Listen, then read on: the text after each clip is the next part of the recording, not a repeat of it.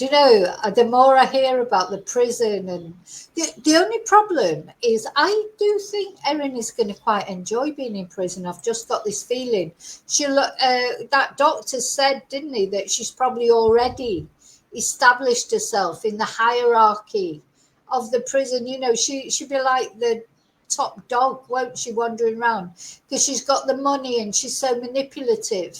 And the other thing I was thinking about Erin is, you know how everybody keeps saying, oh, she's so intelligent and she's this, that, and the other. But, you know, sorry, thank you for that, Excel.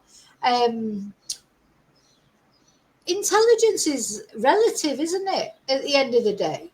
I mean, if you in prison, she probably will be one of the most intelligent, because no offense, probably a lot of people that she'll come up against in prison, they're probably not that intelligent. And then, you know, all these people that she's known, to me, Erin, if she was such a genius and that, but she never finished anything off, did she? Like, why wasn't she moving in those sort of circles like her sister, you know, being a geologist and being good in her field? Erin sort of drifts, doesn't she? I think people think she's intelligent because she just talks as if she is. Maybe she uses a load of big words and it just sounds like she's so intelligent. But I think if she was in an environment that was full of intelligent people, like, what's the word, like in a university setting or in some sort of highbrow type, I think Erin would soon get found out as not. Look how that doctor sussed her out straight away. You know, you can presume that he's quite intelligent, being a doctor. He sussed her out immediately. I just think people, Erin, how can I put this? I don't mean to be rude to people, but I think Erin sort of almost persuaded people that she was intelligent. She clearly is not as intelligent as she thinks she is, or how other people think she is she? Anyway, where are we going first? Right, we're going to look at this video first, I think, how she was caught. Let's look at this first. Let me share it.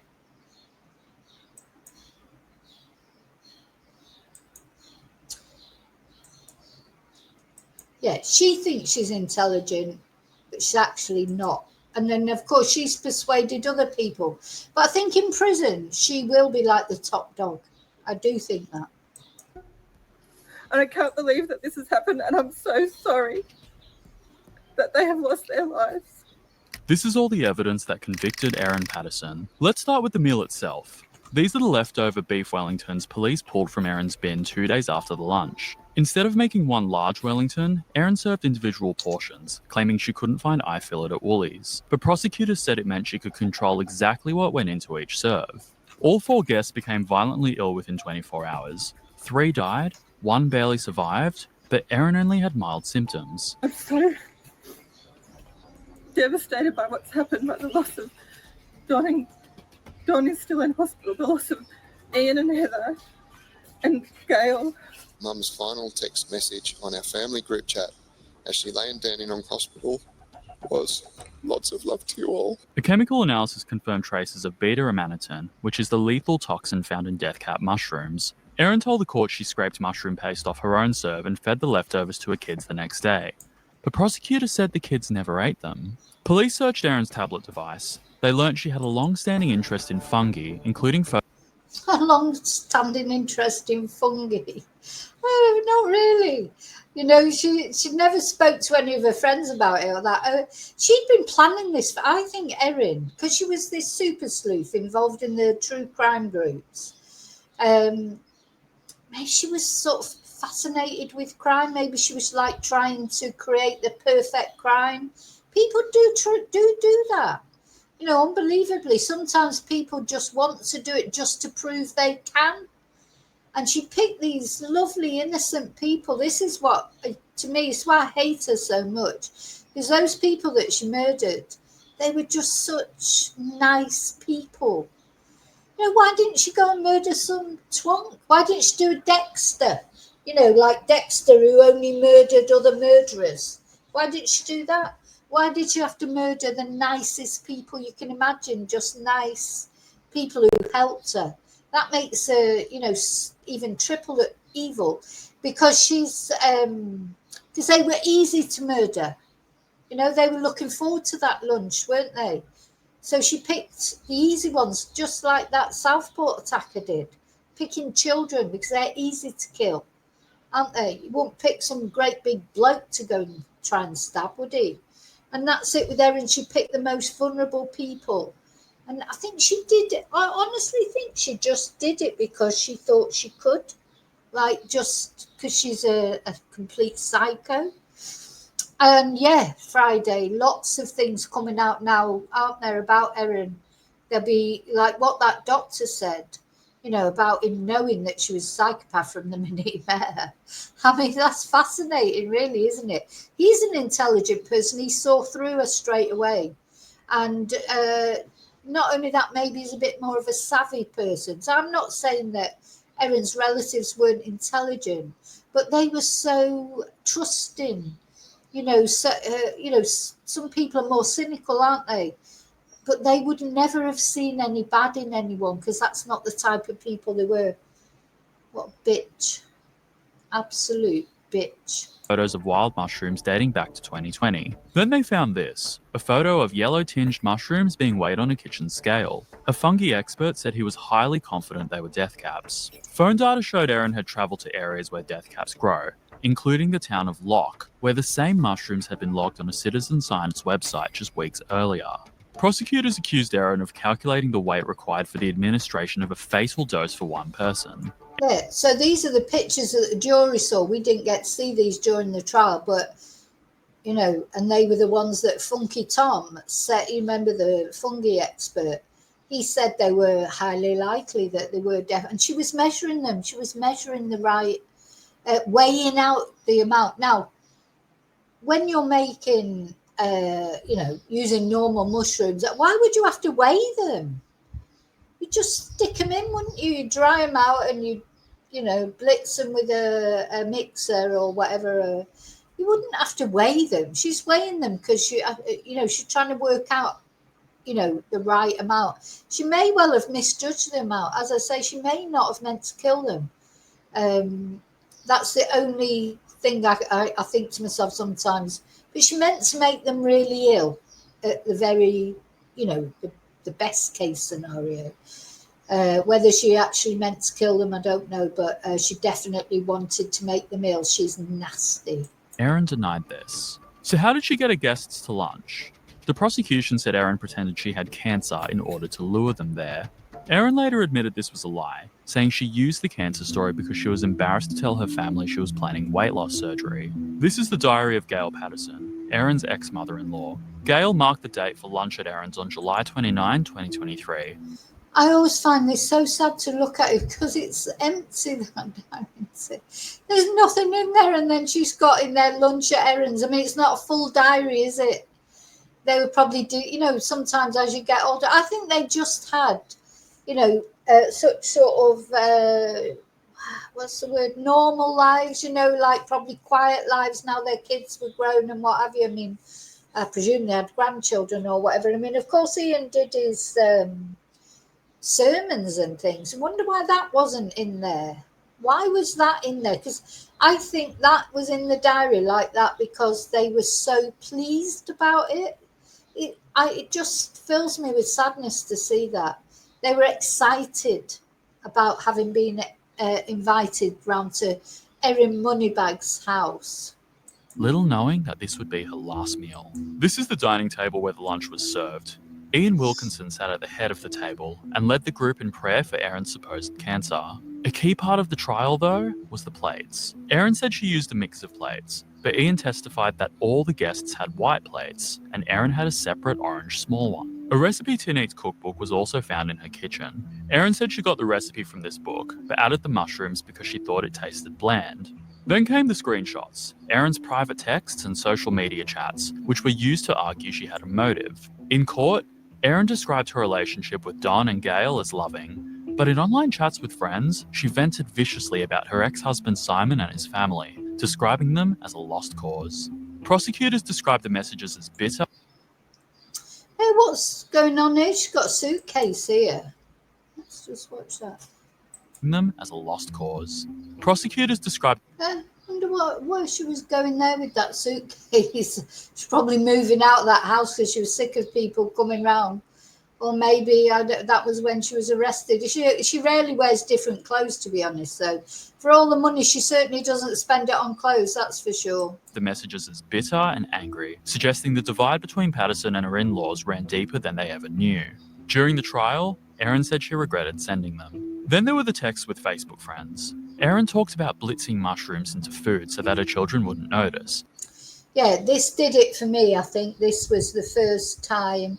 No, because as I've said before, I probably was leaning towards she was guilty before the trial even started. Because as I say, for them to get it to trial, it's probably 80% certain that somebody is guilty. But otherwise, they won't manage to get it to trial in the first place. But I think what did it, this was a significant moment for me. I've been hiding powdered mushrooms in everything. Mixed it into chocolate brownies yesterday. The kids had no idea. Why would you even do that? Why? These were all tests. These were all tests to see if it could be, not obviously death cap mushrooms, but see if, they could be sort of dried, powdered and put into things and they wouldn't be noticed. Could you imagine her watching them eating at that meal? God, she was loving it, wasn't she? She was watching them eating, knowing what they were eating and smirking inside. She's going to go down. The more it comes out, that it's just going to go down in history as one of the most evil killers ever. Just like Myra Hindley, or someone like that, female killers. Really, really nasty. To sit there and watch them eat it, knowing what they were eating. She also sent photos of mushrooms being dehydrated. The prosecution claimed she was dehydrating the button mushrooms as practice, so as not to waste the real ones. This CCTV footage was a crucial part of the investigation, the toilet stop. The day after the lunch, Erin... So here's the toilet stop. What was she getting rid of? She said she was getting rid of, because, she supposedly went to the toilet in the bush on the way there, and she was she'd cleaned herself up and she was getting rid of the tissues. I'm sorry, you wouldn't do that. You wouldn't take that. You would just, if you got caught short and you had to go to the toilet in the bush, you're not going to clear up after yourself, are you? How are you going to clear up diarrhea anyway? Sorry to go into brutal details, but you're certainly not then going to go into a toilet and get rid of, do you know what I mean? What was she getting rid of? She was getting rid of something. This is the toilet stop. Takes her son to a nearby town for a flying lesson. She stops at a service station along the way to use the bathroom. She's seen pulling up to the station, entering the building and walking to the bathroom. And just 9 seconds later, she comes out. Erin claims she'd fallen ill with stomach issues after the lunch. The prosecution said she would have spent longer in the toilet if she was experiencing diarrhea. In court, she said she'd had an emergency road. She would have spent longer in the toilet if she was just having a wee. You can't have a wee in 9 seconds. What? Get your trousers down, get your knickers down, have your wee, then clean up, wash your hands.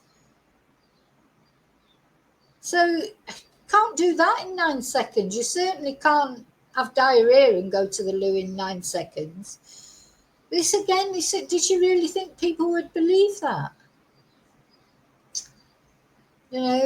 She is a thicko.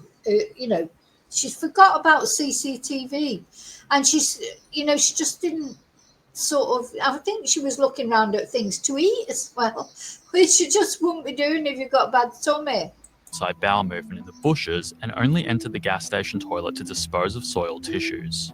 Then she went to Leongatha Hospital, complaining of stomach pain. She was assessed by emergency doctor Chris Webster, who told the trial that at the time, he feared she'd been exposed to a potentially lethal dose of death cap mushrooms. But against medical advice, Erin discharged herself just 5 minutes later.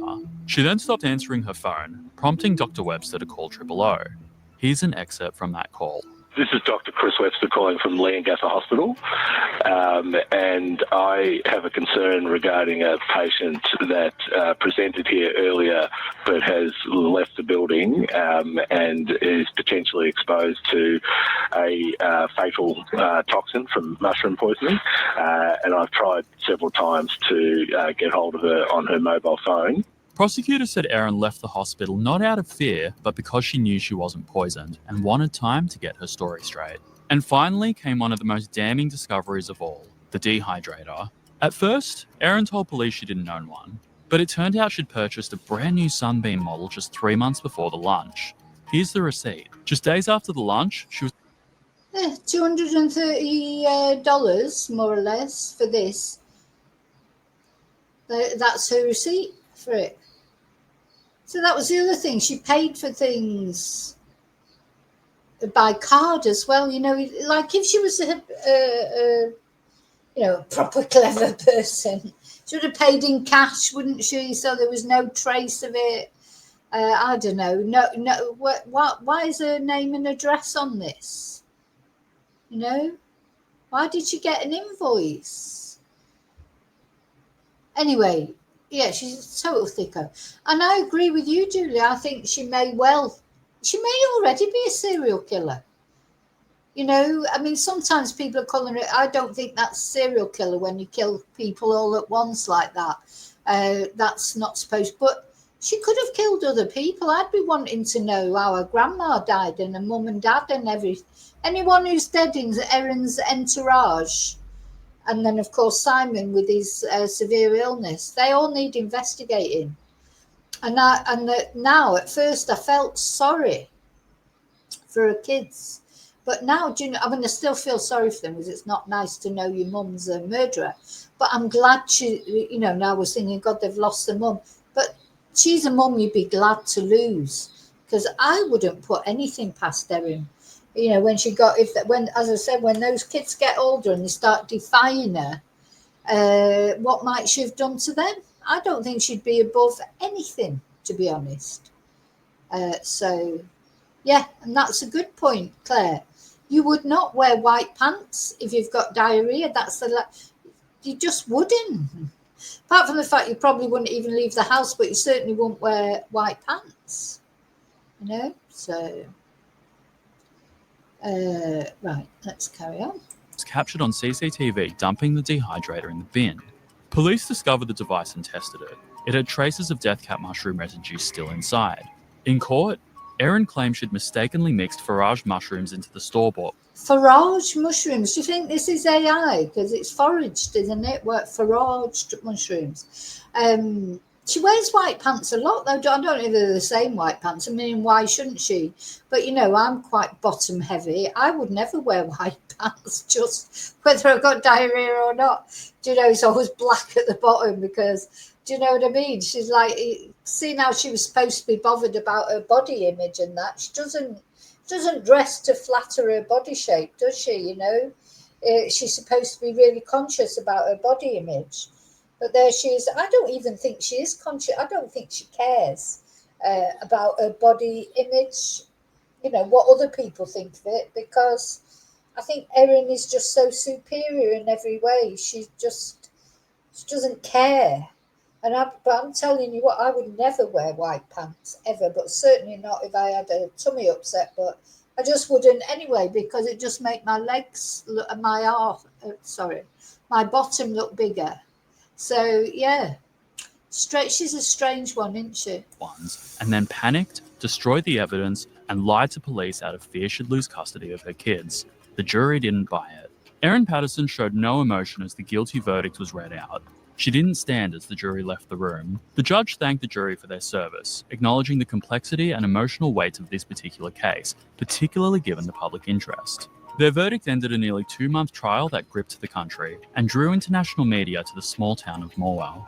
Crowds lined up for hours to get a seat inside the courtroom. In the end, the case didn't end with a confession or an eyewitness. It was this mountain of evidence that sealed Erin's fate.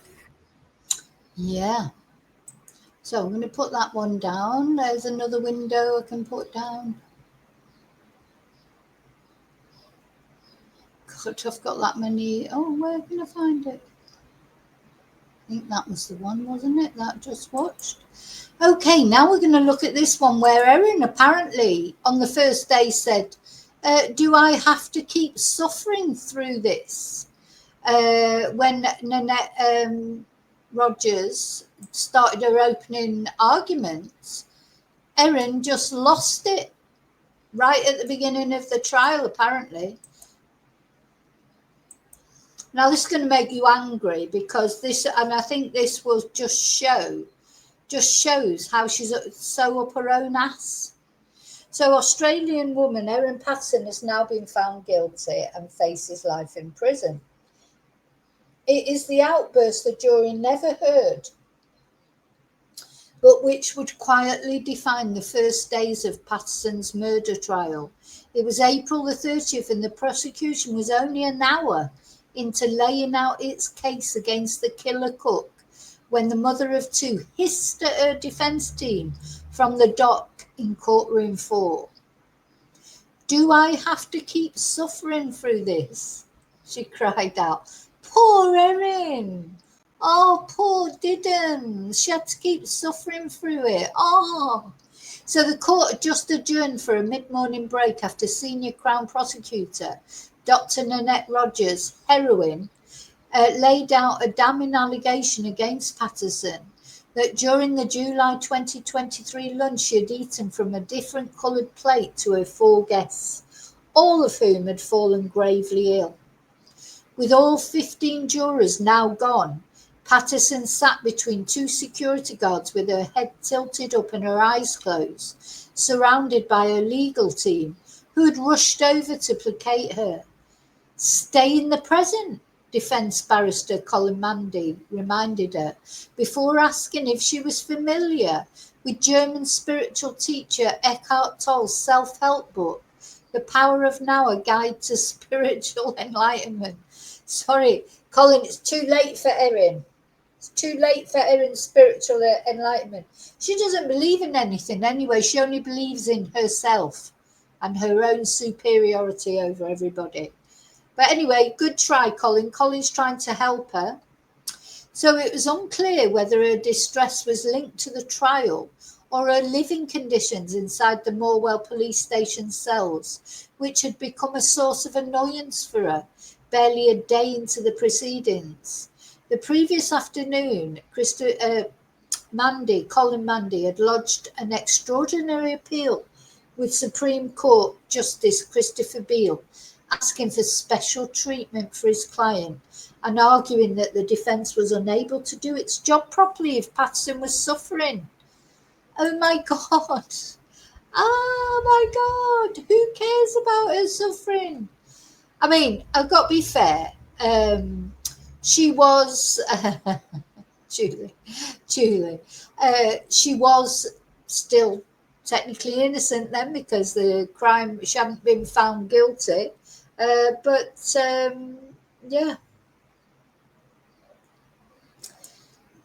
Good God. Good God. The defence was unable to do its job properly if Patterson was suffering. Whatever.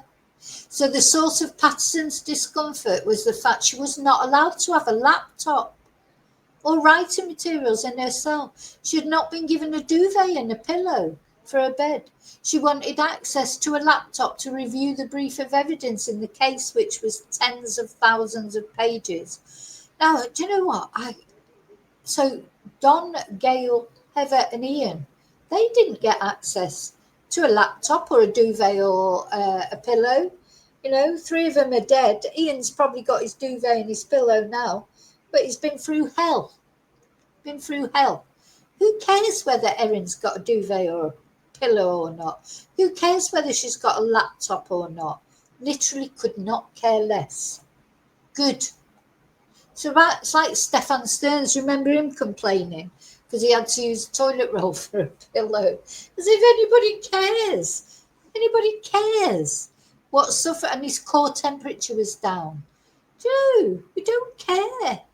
We care about your victims. That's who we care about. Anyway, despite a request to Corrections Victoria before her transfer from the Dame Phyllis Frost Centre, the women's maximum security prison in Melbourne, Patterson was told she wouldn't receive special treatment. Good. At some stage, she was given a blanket, but she spent the night cold and awake, Mandy said. She can't operate like that. Nobody cares, Colin. It's our submission that someone who is in police cells for 5 weeks, facing several murder trials, with a massive brief of evidence, should be afforded some accommodation. Because in some ways she requires special treatment so we can do our job properly. Oh my God. Oh, it's like Laurie Daybell as well, isn't it? You know, these cases all echo each other, don't they? You know, special treatment. Like the special treatment she gave Gail, Don, Ian and Heather. She gave them some special treatment, didn't she?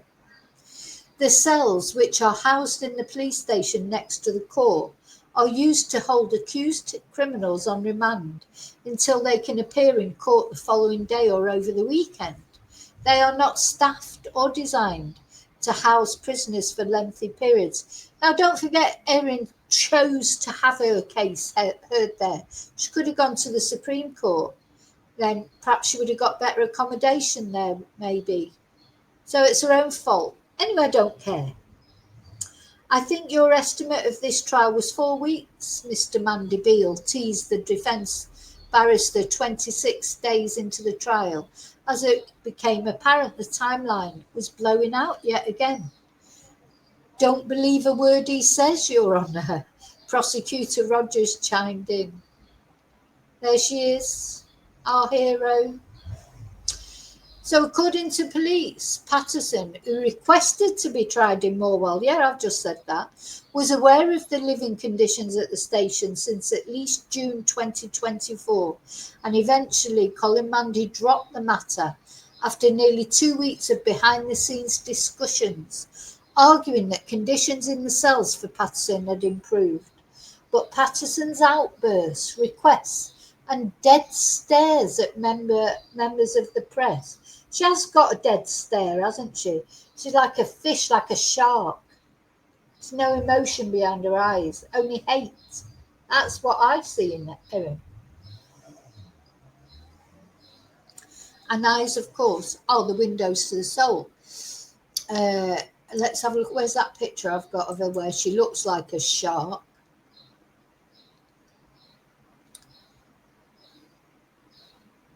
Where is it? Where is it? Where is it? Oh, there it is. God, I bet she was giving all the press that look. Oh, and you know, apparently after the verdict, and the judge thanked the jury and everything, and then normally people are supposed to stand up. Everyone stood up when the jury went out. She didn't stand. I bet she was giving them that look. I bet that was the look that the jury got as they were walking out.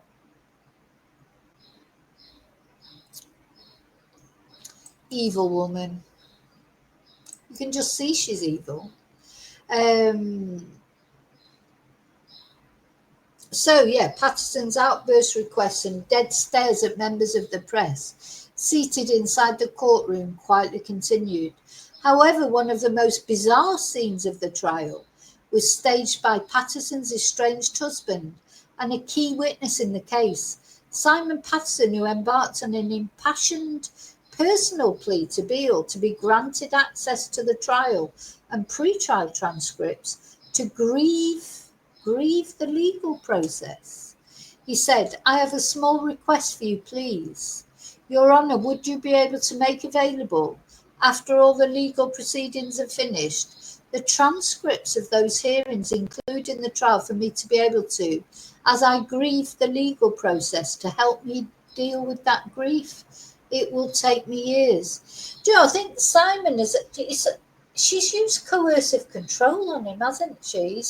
Yeah, I do think Simon has been manipulated by Erin. You know, maybe he's just one of those people that's easy to manipulate. She's just like, Normally it's the other way, don't you see coercive control more from men to women? But it works both ways. I think he can't probably quite get his head around the fact that she's murdered his family. Anyway, Beale reminded Simon he could sit in court after his evidence concluded and said he would consider his request. However, Simon took another punt after concluding his evidence 4 days later, and Justice Beale said, "Mr. Patterson, in relation to the matter you raised with me the other day about getting a transcript of the entire proceedings, it's a matter that I've yet to discuss with counsel. If it were to happen, it couldn't happen, in my view, until the conclusion of the criminal proceedings. I'm not just talking about the trial necessarily, because of course there could be an appeal, couldn't there? We don't know yet." And then Simon Patterson was again propelled into the limelight the following day, when Beale told parties in the court he received information about Simon's plans to make a statement to the media following the conclusion of his evidence, a move that the judge warned against. Whatever his media advisor might be telling him, it seems to me the most prudent course for him is to defer any statement to the media until after the conclusion of the trial. And Simon did not refrain from attending court in person again. However, other members of the Patterson and Wilkinson families, including lunch survivor Ian Wilkinson, became a daily presence. And the mother of two's only supporter in court, gosh, that's that woman, isn't it? That Ali, is it? That we still don't know where they met or what their connection is, or I don't know anyway. I don't know if anybody else knows anymore. She sat behind Patterson's legal team on and off during the trial, sometimes bringing in takeaway coffees for the defence. There's a family tree. So the next twist came on May the 15th, when Justice Beale revealed a tip-off had come in through the court's general email inbox, dobbing in a juror for potentially discussing the case with friends and family. And Mr. Beale, Justice Beale, ordered juror 84 to pack up their belongings and be brought into court, where they were notified they'd been removed from the panel. A few months ago, I discharged juror number 84. I was of the view that it was at least a reasonable possibility that the information I'd received was credible, Justice Beale told the remaining jurors. I hasten to add that I have not made a positive finding that juror number 84 discussed the case with family and friends, but neither could I dismiss the possibility that he had. So the court impaneled 15 jurors, 3 more than 12 required, to ensure there are enough to deliver a verdict if someone fell ill or had to be excused.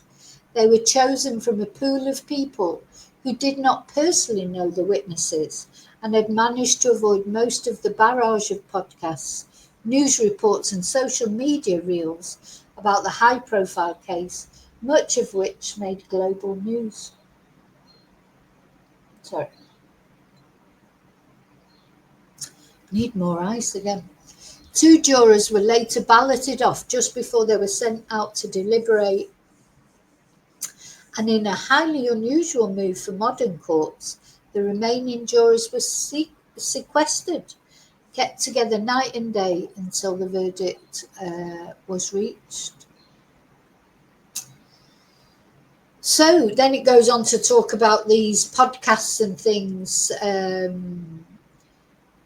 where that Justice Beale had commented on it, hadn't it? So the first problem came on May the 20th, when a TV news bulletin used the word damning to describe CCTV footage of Patterson spending 9 seconds in a petrol station. Well, it was damning though, isn't it? The second came just hours after they stepped into the witness box, when a forensic psychologist allegedly discussed the case during a lecture on the psychology of serial killers at Melbourne. Sorry, I don't know why I'm laughing. It just, the things that have happened in this case. and this was described as an unmissable event. And the talk promised to delve into the minds of the world's most notorious murderers, which haven't been found guilty yet. The potential breach prompted Beale to get the court staff to ask the jurors whether they had attended any events or shows in Melbourne that weekend. To his relief, none had. There was one person who attended an event in Melbourne, and that was the soccer, Beale told the court. Yeah. Then in early June, influencer Constance Hall found herself in trouble after an online tirade about how something felt off about the case. And she worried Patterson might not have served the poisoned beef Wellingtons on purpose. She told her followers she had many photos of mushrooms on her phone, including with superimposed fairies underneath them. So as an example, I doubt it would be hard to build a case against me and mushrooms. But I guess I'd also never cook for my ex-in-laws. They didn't make it up. I mean, there was death cap mushrooms in there. Anyway, so basically, I don't think I'm going to... Oh, it's nearly finished. But, basically, influencers, social media people, myself included, but of course I'm only a tiny channel, but, they were saying things. You're never going to stop that. I don't think you're ever going to stop that. But it shouldn't affect the trial because the jury, they're told not to Google anything or look at anything. And if they do, that's their problem, their fault, isn't it, really? I think. Anyway. Right, I've missed quite a lot of comments there, sorry.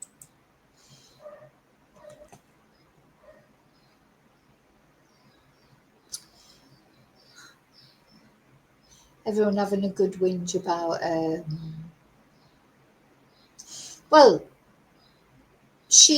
nickname was Scudder the Nutter when she was young, wasn't it?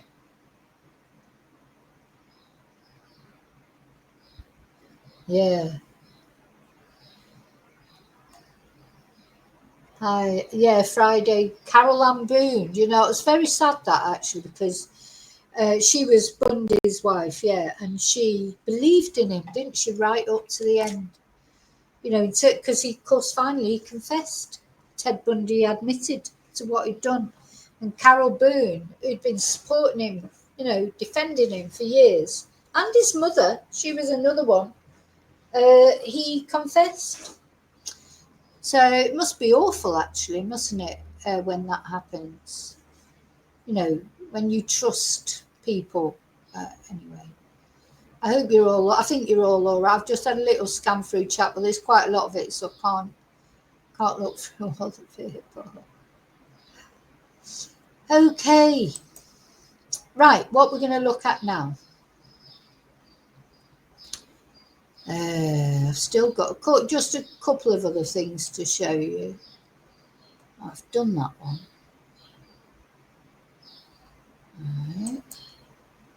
Right, let's watch this one. Just put that one down. So yeah, poor Erin. So she was complaining about the conditions. Oh, I didn't. So I feel so sorry for her. Not. She's intelligent. That's the take of a doctor who first came up against Erin Patterson's lies as her victims lay dying in hospital. The mushroom murderer, right now in jail, awaiting sentence. I'm Hugh Whitfield. Welcome to The World. In this episode, we're going to pick apart some of the evidence that helped the jury decide Erin Patterson is a serial killer, not the innocent mum who mistakenly poisoned her family as she would have had them believe. And we're going to hear from a former prisoner who's just served 10 years, including alongside Erin Patterson, in a notorious Melbourne women's jail. Let's start, though, with that lunch. Served on July 29, 2023, sitting around this dinner table, praying, then eating, even receiving praise from her guests about how good the food tasted, Erin Patterson, sitting with her former parents-in-law, Don and Gail Patterson. Both were killed. Gail's sister, Heather Wilkinson, she was murdered too. And Heather's husband, Ian, who survived after weeks in hospital. Erin Patterson was found guilty of attempting to murder him.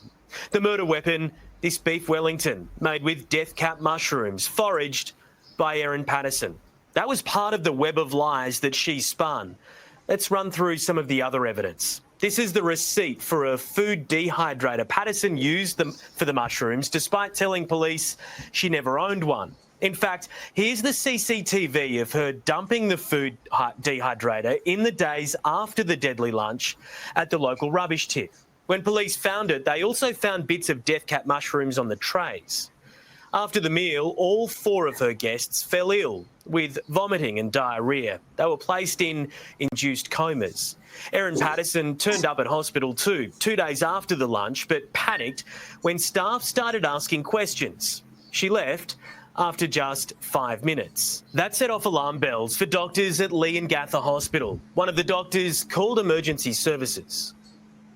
Hello, what address do you need the police? This is Dr. Chris Webster calling from Leongatha Hospital, and I have a concern regarding a patient that presented here earlier but has left the building and is potentially exposed to a fatal toxin from mushroom poisoning, and I've tried several times to get hold of her on her mobile phone. What's her name? The last name is Patterson, Patterson. First name? Erin, Erin. The doctor who made that call, Dr. Christopher Webster. He says when he asked Erin Patterson where she got the mushrooms from, she said Woolworths, a supermarket chain in Australia. And for him, that immediately set off alarm bells because already 4 patients were in hospital from the one meal, 3 slowly dying. Not a whole community getting sick from a supermarket product. So when she didn't respond in a way that instantly would have explained it as a tragic accident, yeah, that's it. From that moment, in my mind, she was guilty, she was evil, and very smart to have planned it all and carry it out. How do you think she's feeling today in that prison cell? I think that she's probably already climbed the hierarchy of the social structure of prison. I think anybody who messes with her is going to regret it. She's not just evil, but she's intelligent. She's like Lex Luthor. Lex Luthor takes on Superman. So I wouldn't be messing with her if I was another inmate, that's for sure. Dr. Webster was one of 53 witnesses who gave evidence at the trial. Police were quickly on the case. They recovered leftovers from the beef Wellington meal and had them taken to the local hospital for examination. They found the same toxin that is usually found in death cap mushrooms. When police raided her home, they spoke to Erin Patterson at the same dining room table where that deadly meal was served. They also found a food dehydrator manual, despite her claims that she didn't own one. And she'd factory reset her mobile devices. After an 11-week trial on Monday at a court in country Victoria in the town of Morwell, Erin Patterson was found by a jury to be guilty of 3 murder charges and 1 charge of attempted murder. A triple murderer, a serial killer. The mother of 2 is now at the Dame Phyllis Frost Centre, a prison on the western outskirts of Melbourne. The jury wasn't told that Patterson was in custody during her trial. Patterson is already familiar with the Phyllis Frost, having been held there before her trial and returning there on the weekends during the court proceedings. So, what's life like inside? In a second, we'll talk to a former inmate, but first, let's take a look at this. Here's 7's Michael Usher. Just outside Melbourne, behind 6-metre fences at a fortress of razor wire, lies one of Australia's toughest women's prisons, the Dame Phyllis Frost Centre. Home to up to 600 inmates, the convicted, the violent, the infamous. Inside these walls, Malka Lyther, the former school principal accused of abusing girls, Judy Moran, who lived and breathed Melbourne's gangland war, and Momina Shoma, jailed after pledging allegiance to ISIS and stabbing a stranger. Life inside is rigid. Stripped of freedom, meals are rationed, movement is scheduled, trust is rare. Each inmate is assigned a compact, sparsely furnished room, usually shared with another woman. There's a metal frame bunk bed bolt. Now, it'd be awful to share with someone, wouldn't it, to be honest? So good, because she won't like that. Don't forget, like for some women that will go into these prisons, maybe they're even homeless, or their living conditions, their living conditions before going into prison are pretty shit, maybe, you know? Not Erin. Look where Erin lived. It is going to be hard for her, that side of things. But I honestly think Erin is just going to be top dog in this prison. Literally top dog. And, you know, her money, all that, her notoriety, she'll start to enjoy it. I think that's what happens to a lot of killers. Even, you know, people like Myra Hindley. She had a great time in prison, didn't she? To the floor, a stainless steel toilet with no seat and a small desk built into the wall. Personal items are limited. A few books, hygiene products, family photo, tiny amounts of blue tack. Fluorescent lights buzz overhead and a narrow frosted window lets in little natural light. Privacy is non-existent. Even the toilet sits in full view. To visit, you must be pre-approved and booked in by the inmate. Sessions are limited. You're urged to call ahead before you drive hours, only to be turned away. Visitors, including the likes of Erin's children, will face dress codes and bag checks. Sheer tops, hoodies, watches banned. Even colours are regulated. Smartphones are banned, so is most jewellery. You may be asked to remove hairpieces or even change into a prison-issued shirt. Refuse, and the visit's over before it begins. Contact can be limited. Hugs are brief if allowed. Conversations, strained. Security, always present. Inside Dame Phyllis Frost, time is served slowly. So let's hear from a former inmate. Ashley Chapman has just served 10 years there, including in the same solitary confinement conditions Erin Patterson has been held in and will be held in. The slot, they call it. Chapman was convicted of serious crimes, including armed robbery. Yeah, it was very confronting, also having to be strip searched as well.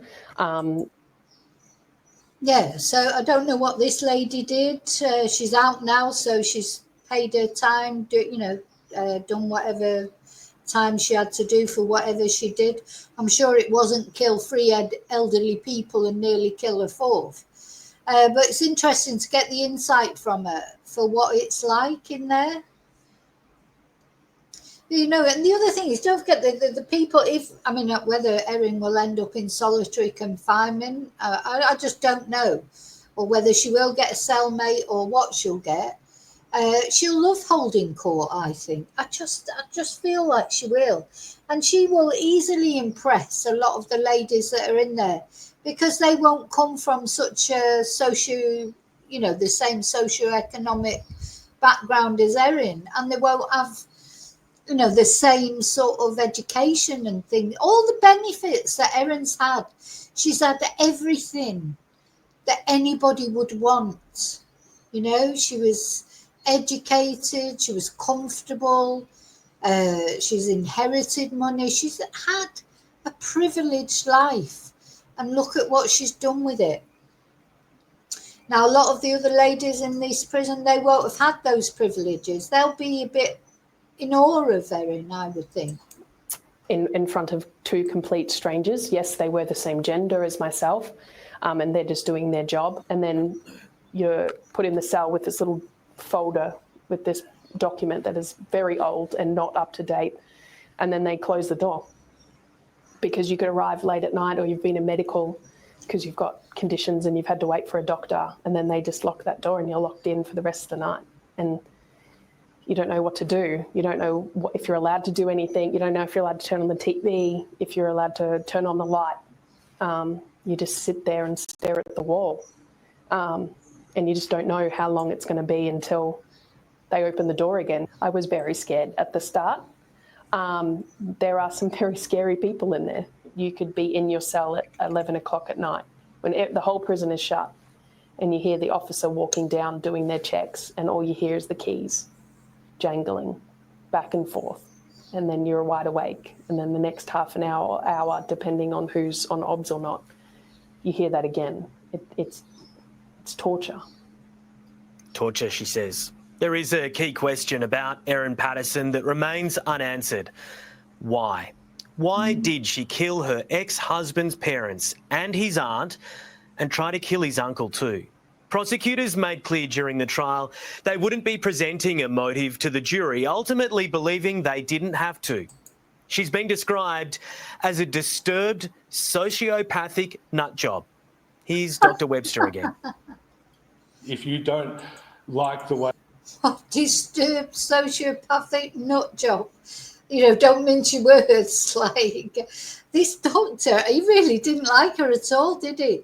I mean, instantly did not like her. It's quite interesting, really, for a doctor to say the things he does about her. Your in-laws treat you, there are ways to deal with that that don't involve snuffing out the lives of 3 innocent people and attempting to take a 4th. The fact that she is capable of doing such a heinous act speaks volumes about the fact that her brain, her level of empathy, her level of self-awareness, her level of what other people think of her, it's all disturbed. Erin Patterson has 28 days to appeal her conviction. If she doesn't, sentencing proceedings will begin in August. Often in Australia, victim impact statements from the victims' families are read to the court. The maximum penalty for murder in Victoria is life in prison. Okay, let's dive into 5 big other stories. When he says the maximum penalty is life in prison, does he mean life? You know, people say life imprisonment.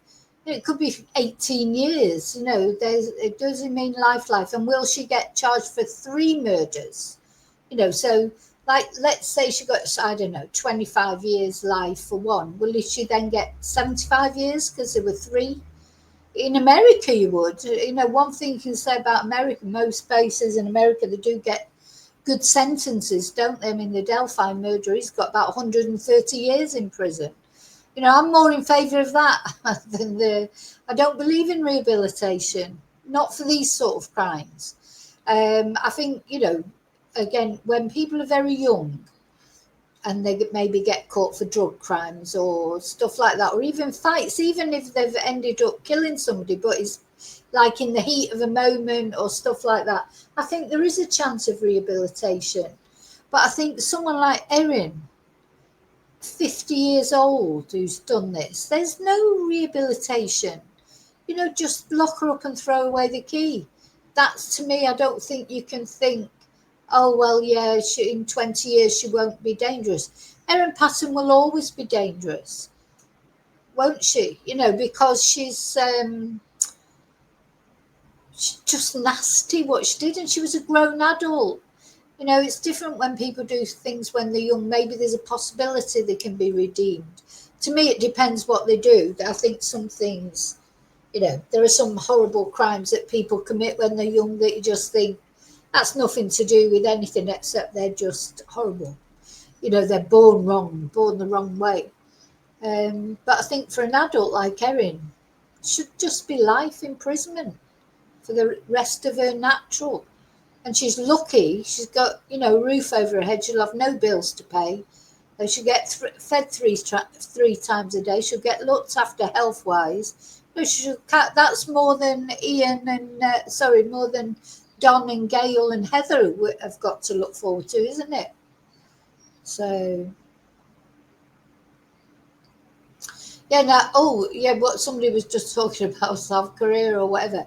But also, is he in trouble now? I mean, he was a bit dramatic, but do you know what? It's his opinion. Why can't he's after the trial? Why shouldn't he say what he thinks? You know, and it's true what he says as well. So, okay, now we're going to have a look at how the reporter broke Erin's story. Oh, look at that. This is the last one. Well, I'm going to have a look for that Daily Mail thing. How a reporter broke Erin Patterson's mushroom nightmare. I need to like that, actually. I thought I was subscribed to them. About 48 hours before the head of the homicide squad, Dean Thomas, he came out and named Erin Patterson as someone of interest. That meant, obviously, in terms of her, it was pretty much game on. So tell me, Ferg, when did you first find out about the mass poisoning in Leongatha? It was on the Saturday morning of August the 5th, 2023, about an hour before police raided Erin Patterson's house. It's hard to say, but you'd suspect they did the raids because we found out about what had happened, or at least what we learned initially was that there'd been basically a mass poisoning. We weren't really sure exactly what was behind it. Mm. And so how did those days pan out after you broke that original story? It took about 48 hours before the head of the homicide squad, Dean Thomas, he came out and named Erin Patterson as someone of interest, that meant, obviously, in terms of her, it was pretty much game on, because essentially she was the only one of the guests that hadn't been sick. So from then on, it was really a case of trying to find out what had actually happened, who is or was Erin Patterson, who was Simon Patterson, her husband, and trying to piece together basically as much about her and her family as we possibly could. And that took a while, but slowly we started to get a bit of an idea about what was going on. Mm.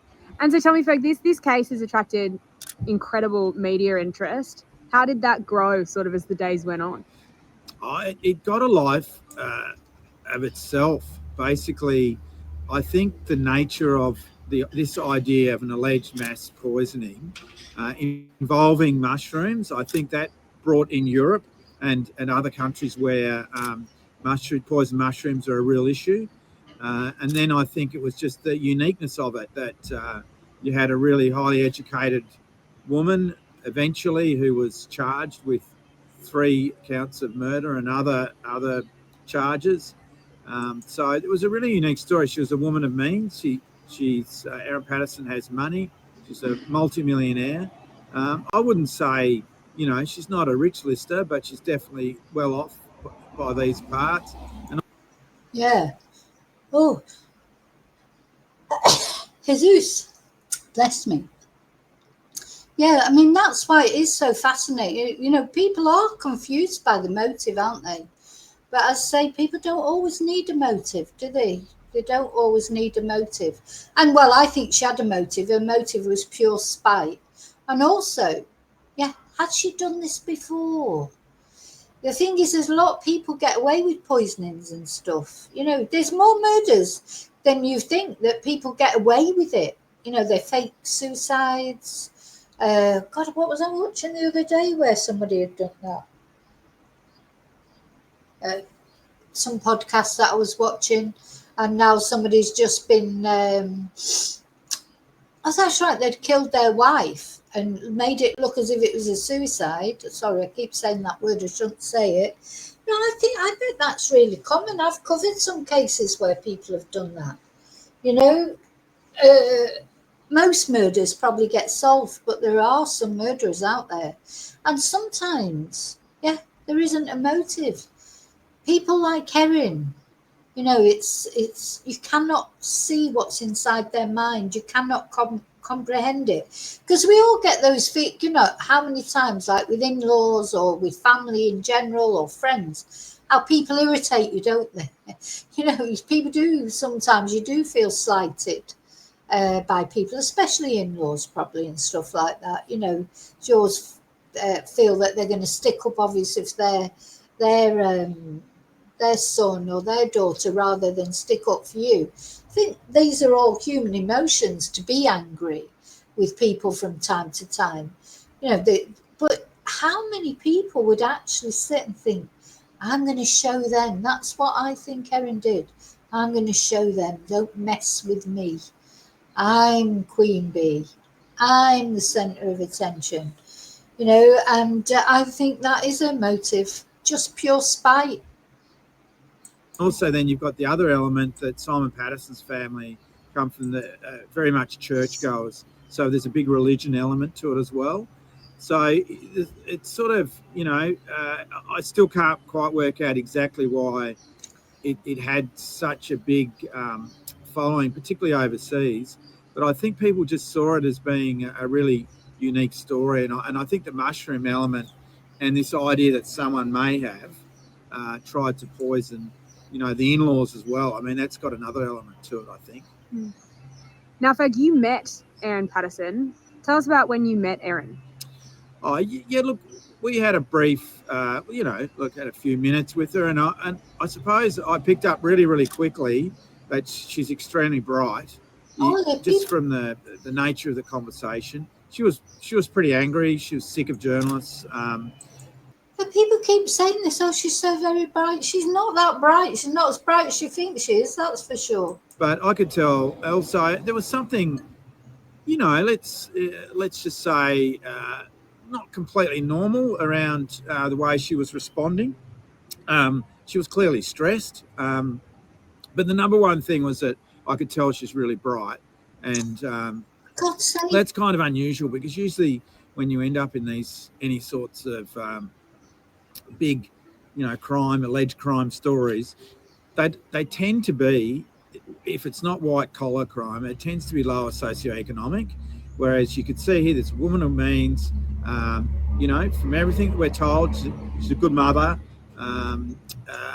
you know, and extremely well educated. So there's a few sort of little differences in this story, I think. Ferg, you've been in Morwell or Traralgon for 10 weeks now. How have you found covering the trial? Oh, look, I've really enjoyed it professionally. I mean, obviously. I'm surprised they haven't got mushroom stroganoff on that menu. I suppose I should really stress, you know, just that there is a very, very big human toll in this. So three dead people. Yeah. And one seriously ill person from the lunch. But if you look at the broader being in Morwell, I think it's been really quite different. I think this would have been a very different trial had it been held in Melbourne. I think being in the country, having a jury that's been drawn from the local community. Oh my God, something's just occurred to me. So I couldn't understand why Erin wanted to have her trial here in Morwell when she could have had a quicker trial in Melbourne. And it was her who said no, she was. And you know, it's just come to me as he's saying this. This is why.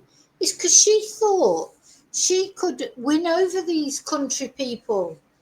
Oh my God, she didn't want to go to Melbourne and have, you know, more sophisticated people on the jury that might see through her straight away like that doctor did. Is that the reason why she wanted to go to Morwell? Because she thought that the people that would be on the jury would be people like Heather, Don, Gail, Ian, people who, you know, were trusting and would trust her and believe what she said. Do you know what? That's just clicked to me because I've been thinking about that. Why did she want to do that? And remember, of course, she could have had her trial quicker if she would have gone to Melbourne. But Colin Mandy said, no, she's happy to. In fact, it wasn't Colin Mandy. It was, I think it was her previous solicitor. Said, oh no, she's happy to wait because she was happy to wait. She thought she'd get people on the jury that she could manipulate. That's why she spoke for 3 days. Didn't she? Oh no, I just don't remember that. Oh, poor me. I'm just a normal, you know, yeah, told all them lies, but I'm telling the truth now. Oh, they're mistaken, blah, blah, blah, blah. That just is probably why. She wanted a local jury of simple folk, and I don't mean simple in a derogatory sense. You know, trusting people, church-going people, just like the people she just murdered, because they're the ones she thought she could manipulate. Like she manipulated them over saying that she had cancer and this, that, and the other, making them feel sorry for her. She's so cynical. She's so sort of contemptuous of people that are beneath her, but she thinks she can manipulate them. puts a completely different complexion to things. I'm from the country, so I kind of enjoy being out of the city, and I enjoy being around the people. It's Morwell in particular has had a lot of financial difficulties because of its economically struggles since the scaling back privatisation of the power industry in the 90s. So it's sort of interesting seeing all that up close, and I'm just really impressed with the locals. They're good value, just good, honest people. Yeah, exactly. They are good, honest people. Erin probably thought she could use that to her advantage. She probably thought they'd give her the benefit of the doubt because they won't be able to get their head around a person like Erin. So she wouldn't want 12 more sophisticated people, or 15 as it starts. She wouldn't want that. She'd want 50. She'd want a jury of people that could be manipulated, just like the people that she'd just murdered. God. Anyway, one more thing to look at, and I think it was Excel. I don't know if it... Honestly, Friday, hasn't it? That's just come to me. She thought they'd be a dumb jury from the country. Yeah. Yeah. Erin's one of those people, I've met a few of them. They like to be a big fish in a small pond.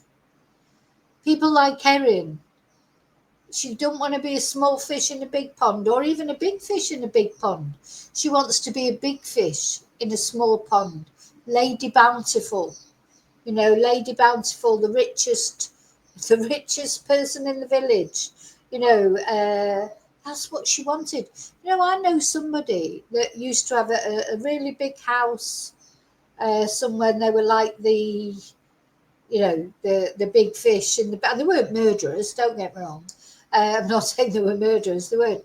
But then when they decided to downsize, they wouldn't live in that same place anymore because they didn't want to be in a small house, because they'd always been in the biggest house in the village. They moved to a completely different place because they were moving into a flat and downsizing as they got older. But they didn't, because they weren't like the people that lived in the poshest house in the village anymore. They moved out the village or completely moved somewhere completely different. You know, people are funny. You honestly just don't know what's going through people's minds. So Erin liked that. You know, she liked being the big fish in the small pond. She didn't want to be, just one of everybody else. She wanted to be more special. Yes, I found that Excel. Found that now. We're going to look at that now. Thank you for the heads up on that. I found it. Let's have a look. And you know what's brilliant about this footage that I'm going to show you is finally, I've been obsessing about the plates. Is this what happened to the plates? So, the most damning evidence against Erin Patterson can be revealed at last. Now, I don't know if I presume the jury got to see this during the trial, as we expose CCTV video of what she did just 30 minutes after the deadly lunch. 30 minutes after. Is this the plates? Is this where the plates are going? Let's have a look. Todos tenemos unas vacaciones de ensueño. Playas soleadas, el rumor de las olas, el suave canto de los pájaros tropicales. Pero para María, unas vacaciones de ensueño significan alquilar un coche en Enterprise y seguir a su DJ de tecno balcánico favorito en una gira relámpago por Europa.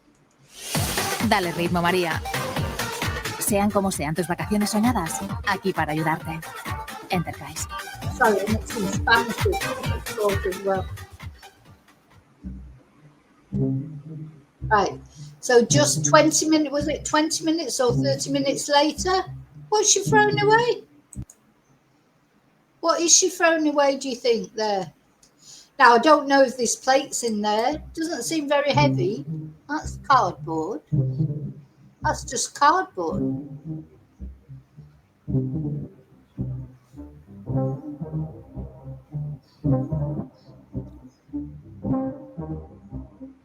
Now, to be fair, I couldn't see anything but cardboard there.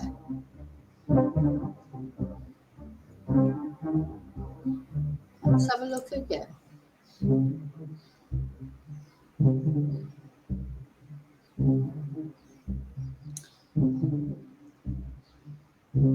Can't see any plates there, to be fair. That's cardboard.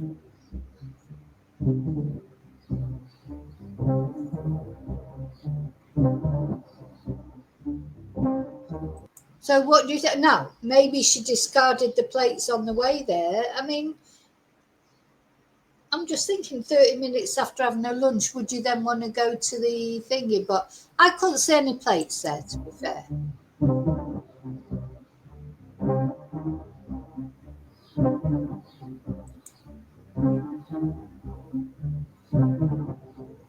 But yeah, I agree. Who goes to the, after lunch? Would you go to a... This is the moment Erin Patterson visits a tip.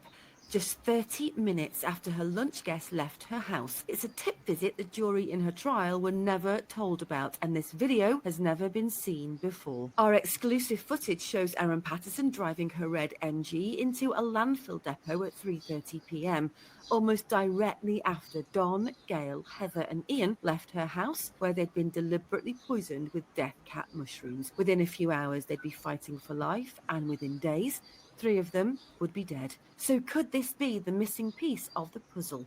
What exactly happened to the grey plates which she served the poison?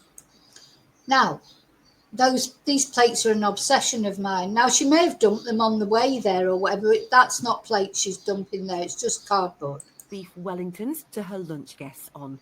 They were never found by the police, and she denied ever owning them. But why did she visit the tip as soon as her guests had left? And Yeah, what it's a funny was she thing. getting rid of? Join Wayne and I on the Trial podcast later on. It is a strange thing to do, isn't it? Don't you think? You just have lunch, you think, oh, just go and visit the tip. But, I don't know. But if you look, we'll watch one more time, but I can't see anything but cardboard. This is the moment Erin Patterson visits a tip.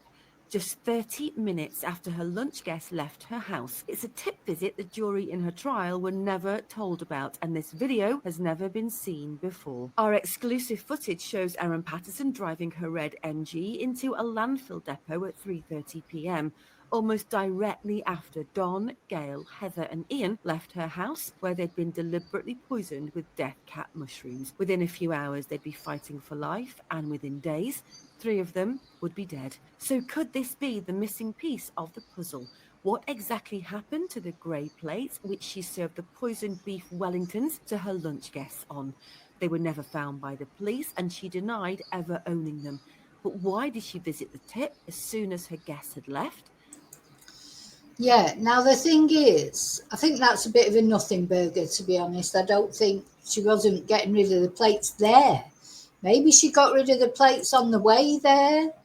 The thing is, they've only got the CCTV from the tip. They've not got, she might have stopped anywhere and got rid of those plates, mightn't she? God, what happened there? I lost you there for a minute. So, yeah. The plates could be in between the cardboard, but wouldn't they turn up?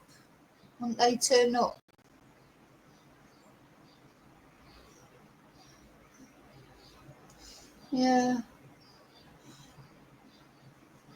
Yeah, exactly. Because if there was any way that could be proven it was the plates, and she could have hidden them between the cardboard, but that video would definitely have been used in the trial if it could be shown that it was the plates. Those plates are somewhere, aren't they? They're somewhere, or they've been thrown somewhere. They could have gone in there. I mean, but where would all that cardboard have gone? Where does it go then when it goes on like the conveyor belt or whatever and gets mushed down? Wouldn't it turn out that there were plates in there and it wasn't all just cardboard? I don't know.